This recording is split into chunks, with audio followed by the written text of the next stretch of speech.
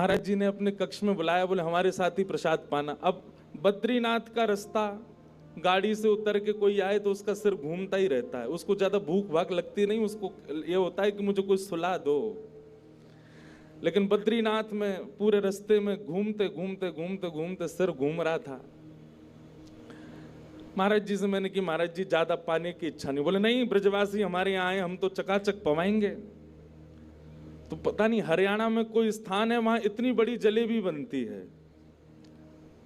और महाराज जी को पता नहीं स्मरण है कि नहीं, मुझे स्मरण है वहां इतनी बड़ी जलेबी बनती है और इतनी मोटी, मतलब काफी उसका स्वरूप जो खूब बड़ा होता है।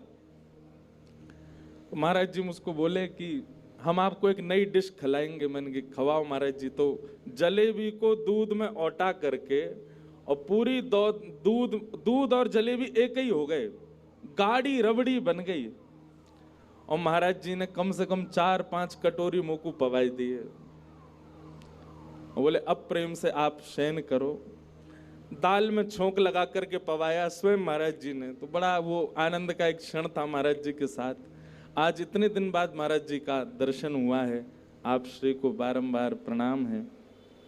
मानो प्रथम दिन कथा में गंगा मैया भी आ गई। यहाँ जितने संत आवे, जितने वैष्णव जहां से आवे, ऐसा भाव रखना कि उन्हीं के तीर्थी कुर्वन्ति तीर्थानि। श्रीमद् भागवत में ही वर्णन है कि किसी तीर्थ का कोई व्यक्ति जब आता है तो यह समझना चाहिए उसके रूप में तीर्थ ही आया है।